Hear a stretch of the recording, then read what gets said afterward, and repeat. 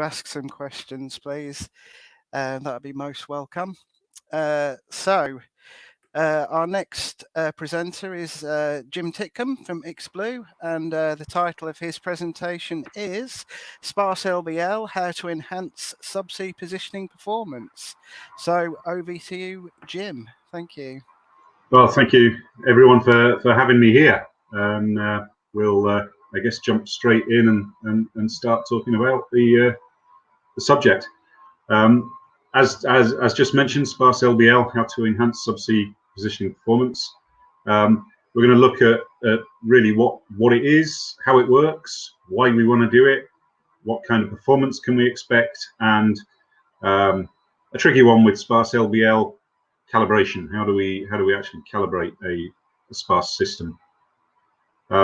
So a quick introduction to our Ixblue's ecosystem of sparse LBL equipment.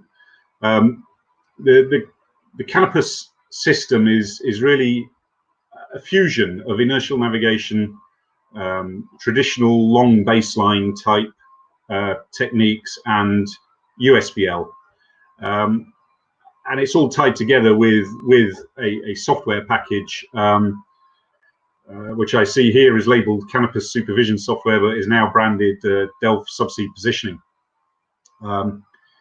So yeah, the GAPS fully integrated USBL system includes inertial navigation in the USBL head, gets around all the problems of having to calibrate, pole wobble, stuff like that. Having the INS rigidly mounted to the acoustic elements is a big advantage there. INS, we have an extensive range of fiber optic gyro based units. The sparse LBL capability is available whichever of our inertial navigation systems you're using, whether it be subsea units, OEM units for the AUV systems, or even the surface units. RAMSIS is the acoustic element that goes on your vehicle and interrogates the subsea vehicles and the subsea transponders and does all the intelligent side of things, works in synchronization with the inertial navigation. And then we have a range, the transponders, which obviously are key to any kind of LBL system, and the software that ties it all together is Delf Subsea Positioning. Okay, how to move on here. So the Delf Subsea Positioning software is really modular, and the process starts with the planning capability, generating the coverage map, deciding where to put the transducers, and to do this we take the digital terrain model and the sound velocity profile, the altitude of the transponders, the altitude of the vehicle, and we in sort of real time, in an interactive process, you can lay out the transponders, see the coverage that's available from that transponder, move things around until you've got a suitable amount of coverage. We can then move on to the simulation phase, where we take that array plan and we simulate a vehicle moving through that array, and we work out how, what our positioning accuracy is going to be for that vehicle doing that particular trajectory with the particular INS that you want to be using. Next phase is to load that array plan into the operation module, where we deploy the transponders, set up all the equipment, calibrate an array, and then monitor the operations. And the final phase is the post-processing side of things. Currently, that's all done through Delf INS. Eventually, the Delf INS will be refactored to be a module of Delf Subsea Positioning. So the RAMSIS is it's a subsea unit, 4,000 meter rated, that fits onto the ROV.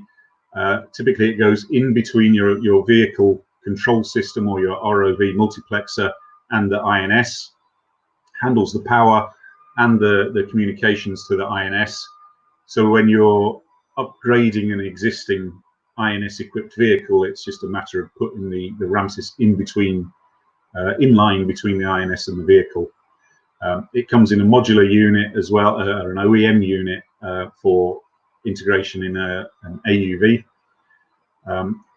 So it handles all the acoustic telemetry, the acoustic ranging and telemetry to the transponders. It embeds a data logger, embeds battery backup for the INS, so it can keep the INS running if there's a power outage on your vehicle. It embeds environmental sensors such as pressure and temperature and sound velocity. And it has the common web MMI system of all our equipment. So without a topside system, with just a laptop on the top side, you can set up and configure the whole thing, just your web browser. You don't need to install any Surface software.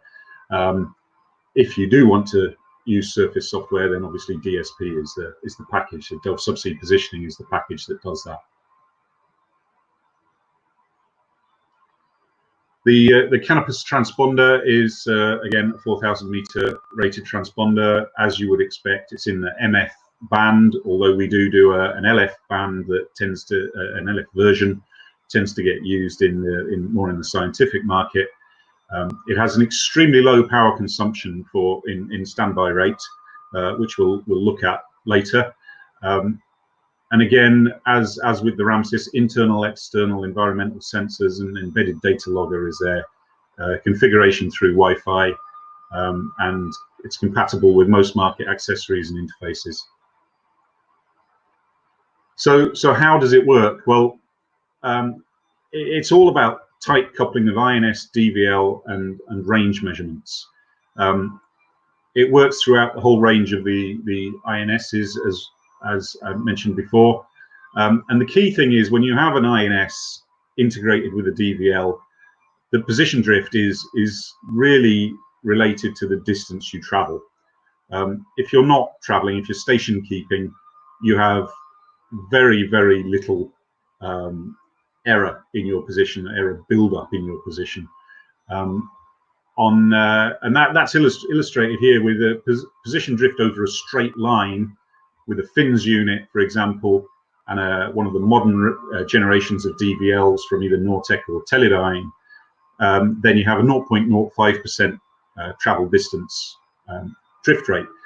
However, if you're doing an area survey, so you're traveling backwards and forwards in the same area, that 0.05 drops down to something like 0.01. So it's really a very small drift rate, and we can use that fact when we start aiding with sparse array data. So the basic principle is that we accept any range type data so long as we know what that range is to. So we take four basic types of input. It's position inputs, speed inputs, range inputs, and time, as illustrated on the diagram there. And the range input really is a generic input that describes the range to a known point. So in a sparse LBL system, it's the measured range to a calibrated transponder on the seabed. And the RAMSIS here just sends the measured range and the transponder position to the INS.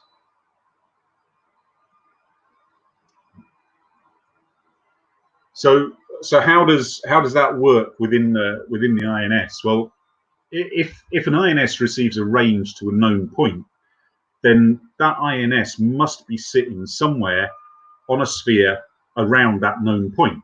So here we can see the sphere around this transponder, and the range measured means that we must be somewhere on the surface of that sphere. We also nearly always have a depth sensor on the subsea vehicle, so we know the position of the transponder, we know the altitude or the depth of our subsea vehicle. So now we can work out that actually we're somewhere on this circle. So we've changed that sphere into a circle just by knowing our Z of the INS. Now, an INS invariably is initialized with a position somewhere, whether that be from USBL from the surface with a noisy, typically in deep water USBL position, or any other kind of pre-existing position. So we'll know roughly where we are with a range error. So here we have a position with our standard deviation shown as a circle, our uncertainty on our position, and so now we know we must be somewhere on that circle within that red circle within the area of the blue circle. So now we can update our position information, or the knowledge of our position, and so now we know we must be somewhere in that narrow ellipse on that circle on the surface of the sphere.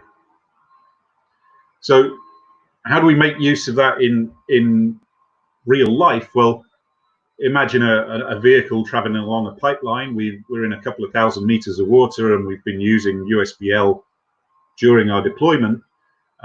We have a rough idea where the vehicle is, but it's the standard deviation is pretty poor.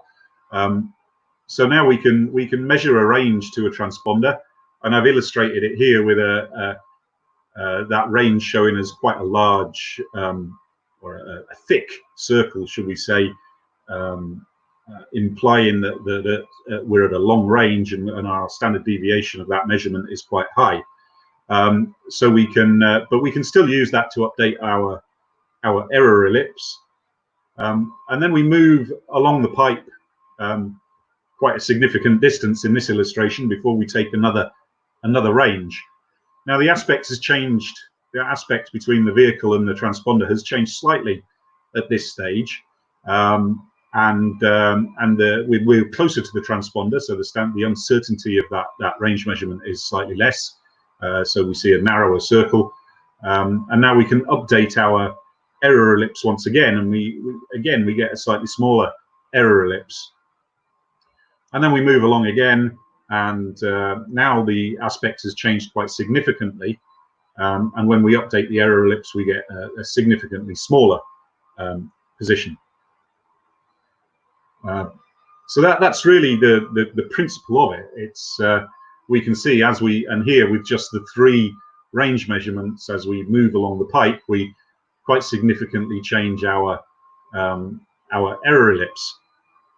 Now this works because, remember, our drift is only growing at 0.05% of travel distance. So we can travel significant distances before our error ellipse grows very much, and certainly significantly more distance than when we look at the standard deviation of the range measurements, which is centimeter or so, then the range, the travel distance is insignificant compared to the standard deviation of the range measurement. So we end up with very precise positioning, even with just a single transponder. And a good illustration of this was done with Reach and MMT in the Black Sea in 2018, where they needed to clear a route corridor. And they were having significant trouble with their USBL. They had, I think, 7-meter line spacing with an array of magnetometers out the front of the vehicle, and they needed to be absolutely sure that they wouldn't miss any metal objects on the seabed.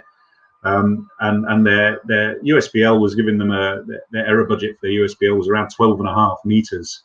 And even with INS on the vehicle, they were not getting repeatable enough positioning. So after consulting with us, they decided to go ahead with fitting RAMSIS to the vehicle and deploying transponders every 1,800 meters along the route,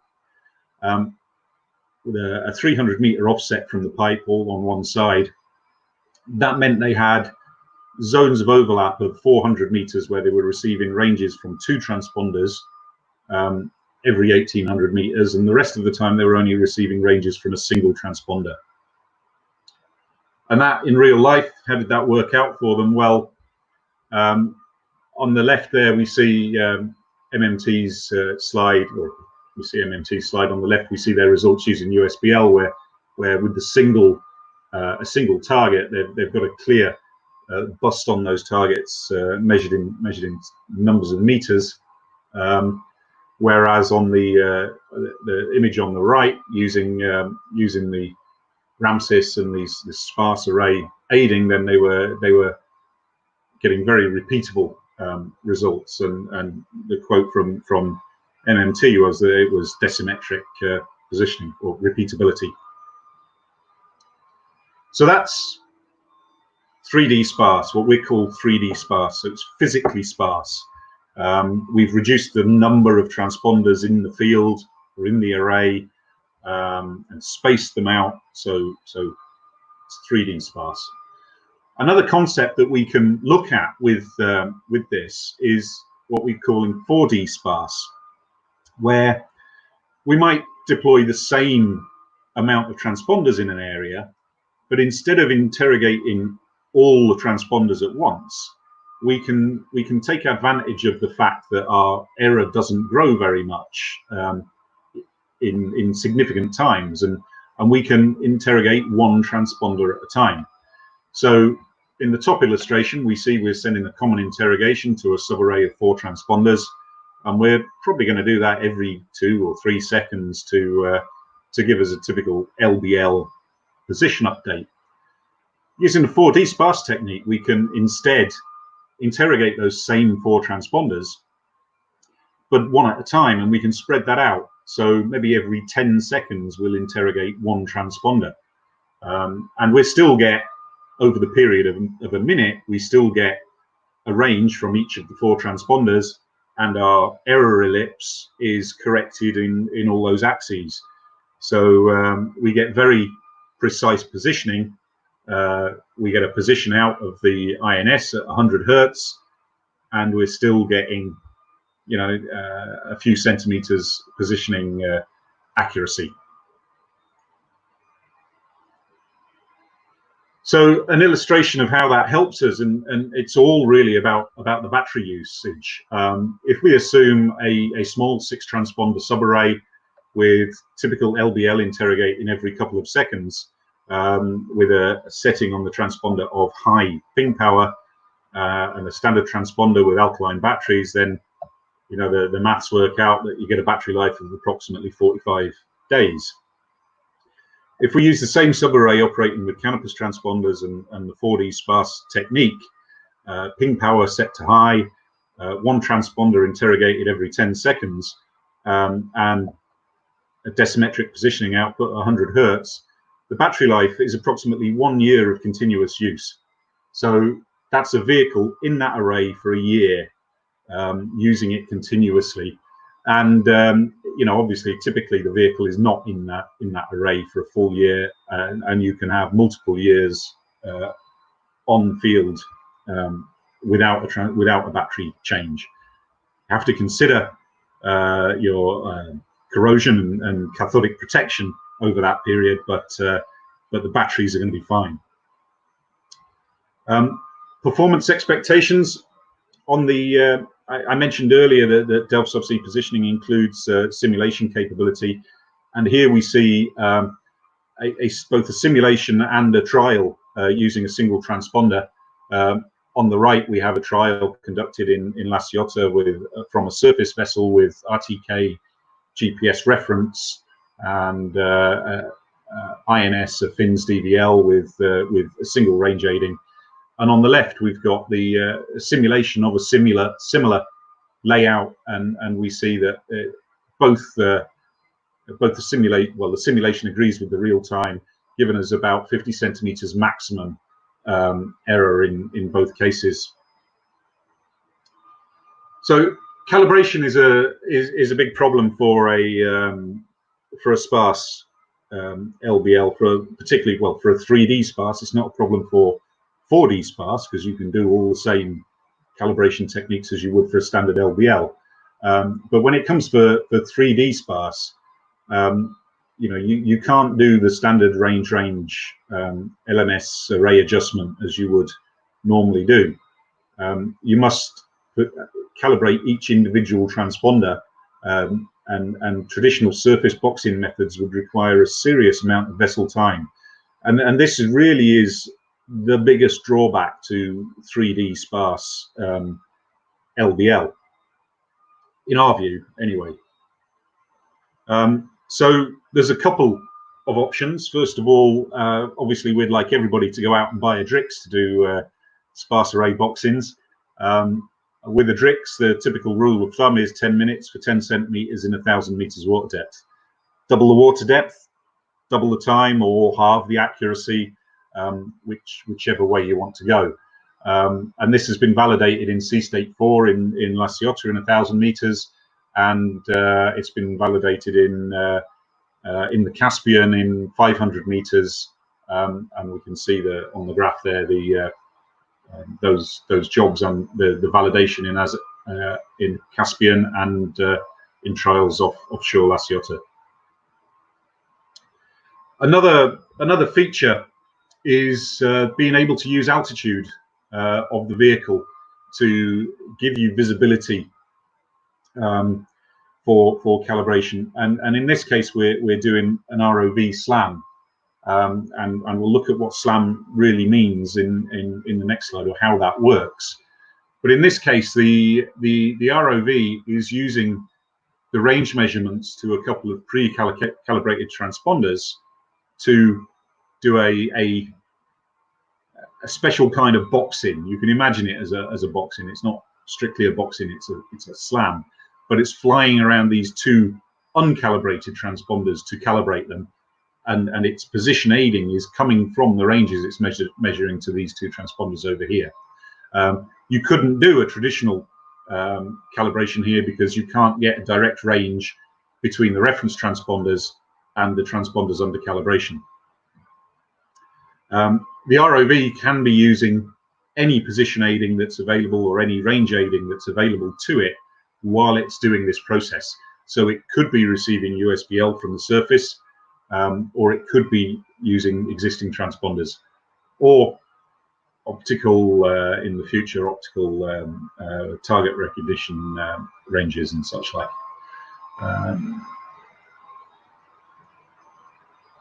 So the SLAM process, how does the SLAM process work? Well, here we have the ROV, we have an estimate of where the transponder is, and we have the real position. We measure the ranges, and as we navigate around, we measure more ranges, and we update the position of where we believe the transponder is. And by the time we've done a full circle around that transponder, we know where it is.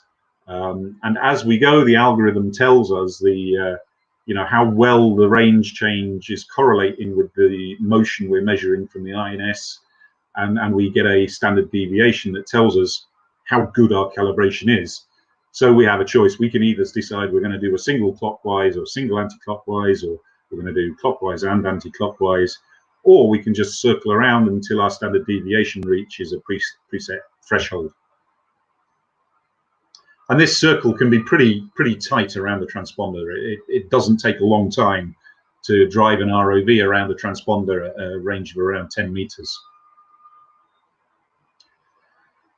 So in summary, for 3D sparse, it gives you an overall reduced number of transponders compared to conventional LBL techniques. And on initial look, it's very attractive in that it saves deployment time, it saves capital costs on transponders, and it can save calibration time in some circumstances, depending on the size of the field or the size of the area you want to cover. The pipe route is a very good example where it can save time, especially if you're not too bothered about absolute accuracy. If you're after repeatability, it can be a very, very good choice for that kind of application. If you can use an autonomous surface vessel, DRIX or similar, then boxing in transponders can be done very rapidly and efficiently. A large field development using sparse array can be very economical if you can use a DRIX or similar. ROV SLAM can be formed rapidly, but it really depends on the INS aiding and the error budget that you have available, and that really has to be analysed on a case-by-case basis. When it comes to 4D sparse, the same number of transponders or fewer, but still retaining enough to do an LMS range calibration is probably the best way ahead. You can make use of traditional range array adjustment techniques. You can make use of SLAM and surface box-in where required. But it greatly expands the battery life of the transponders, and the Canopus transponders themselves have a standby life of around 50 months. So and that's on alkaline batteries. So it really is a case of taking care of the cathodic protection rather than worrying too much about the battery life. You obtain the same quality of positioning as with standard LBL, and you don't suffer from any sort of latency issues because the individual ranges you're measuring to the transponders are passed directly to the INS with the timestamp, and the INS is able to handle the time it takes between transmission, transponder replying and reply, and then that range being passed to the INS. That's all handled within the INS. So there is no latency effect. That I think is my last slide, and I can take some questions. Hello, thanks very much. That was great. That was really interesting. I think we've got quite a few questions from myself and various viewers, but don't panic, they're not too bad. Just a quick one for me, because Lord knows I don't know what I'm talking about half the time. Just to kind of recap on the 3D versus the 4D array or methodology, when would you kind of choose to use one over the other? I think it really, it's not easy to say just definitely one or the other. I mean, 3D sparse was excellent for Reach and MMT in their application along that pipe route. They didn't have to have absolute position; they had to clear the route, and that meant that they could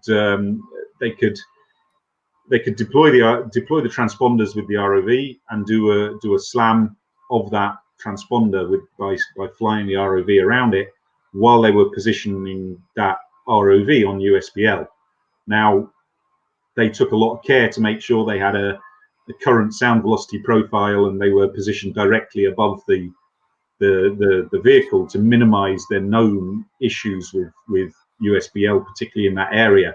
It was very environmental based problems that they had, and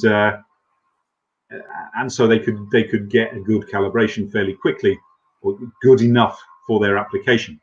However, another application that might require those transponders removed before a pipe lay coming in, or outer straightness being done after a pipe lay, it might not fit that model. If you need good absolute positioning, then you can't get away from needing to properly box in some transponders. And if you want to do that over a whole field, then you probably want to go to 4D sparse, where you've got enough transponders to do an LMS calibration with a few surface box-ins, and then work with 3D sparse to try and avoid, the 4D sparse to try and avoid battery changes. Okay. Okay. I mean, and sort of moving on to the kind of talking of box-ins, if you like. We've got a couple of questions regarding box-ins and calibration. So, does the DRIX or USV box-in enable the use of low logistics vessels for transponder deployment and calibration for a offshore construction project? Absolutely, it does. Damien. Yeah, absolutely, it does. I mean, we've been working with 4C robotics on a what we're calling yeah, it's agile LBL. So that's the concept of using a 4C robotics ROV. It's a very low logistics, single or 1.5 containers to deploy the transponders. They have basically a drop ROV that it's lowered down on a winch cable, and then it's able to move laterally to position your transponders, and it has it's almost like a crane wire, a steerable crane hook with a release on it. So that you latch onto the transponder in its tripod, you deploy that and release it on position with the vehicle. You can then use the DRIX and do the boxing with the DRIX. Now all that requires is a basic offshore supply vessel with a crane that's rated, or an A-frame that's rated enough to deploy the DRIX, which I think is something like a 2-ton crane. I would have to look that up to be absolutely sure, but it's not a heavy crane that's needed to do it. Yeah. So yeah, really a really low logistics spread for that, and the issue is the mobilization of that spread. The vessel costs are really low, but if you don't have a DRIX in country or similar, then that can be the issue.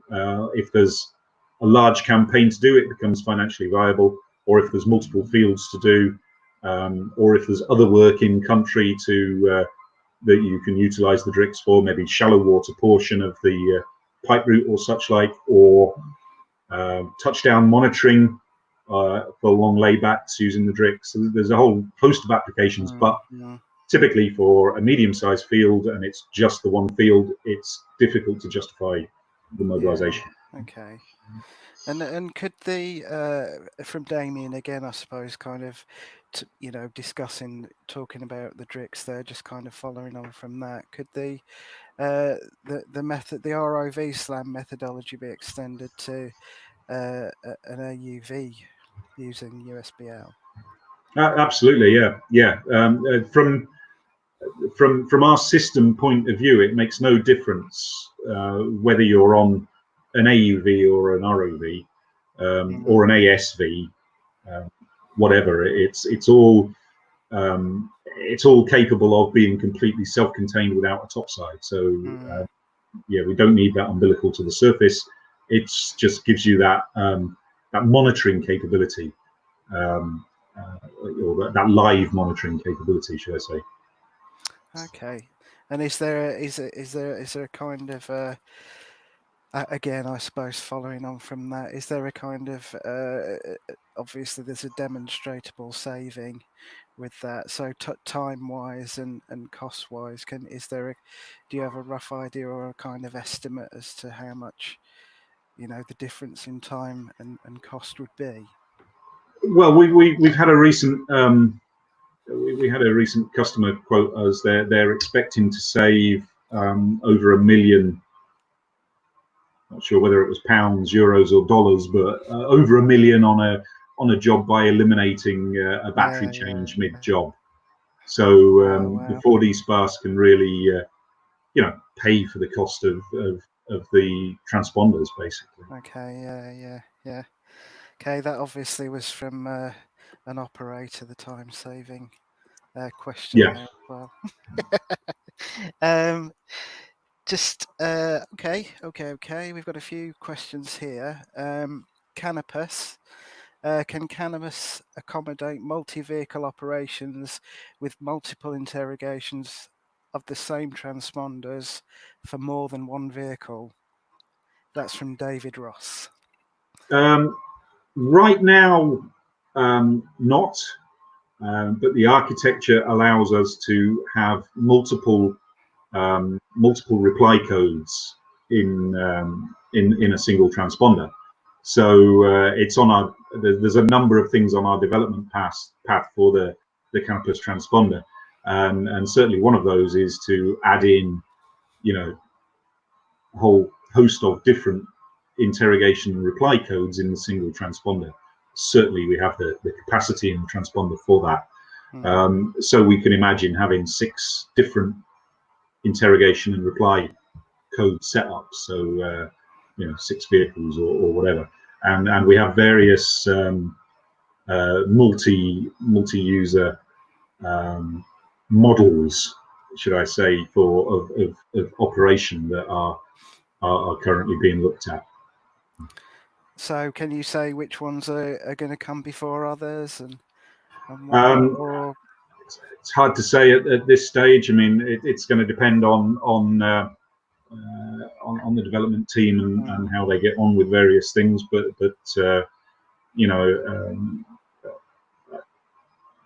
I'd like to see some of them now, but they can only do stuff so fast. Yeah, sure.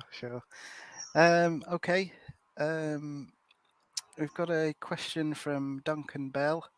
For timing, does the RAMSES pass the PPS pulse to the INS, or is it split? Right now, it's you need a separate PPS into the INS.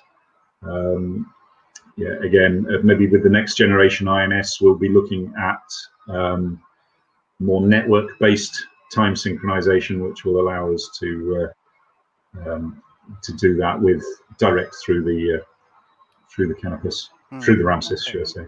Okay. And just kind of one from me again about the SLAM calibration, and you were talking about kind of a routine, circling clockwise, anti-clockwise, or just going round and round. Is there a kind of recommended sort of methodology for that, or I think we would say one clockwise, one anti-clockwise, and confirm that your standard deviation is low enough, as low as expected. There's a certain percentage of altitude above compared to range or standoff distance. I would have to check the manual for those figures. It's not off the top of my head, but it's it's a fraction of range. You want to be up above the transponder. Yeah. Okay. Thank you. I think that's all our questions here from the multiple screens I've got in front of me. So thanks very much. That was excellent and really interesting and informative. So I appreciate that. Thank you. Thanks very much. Thank you.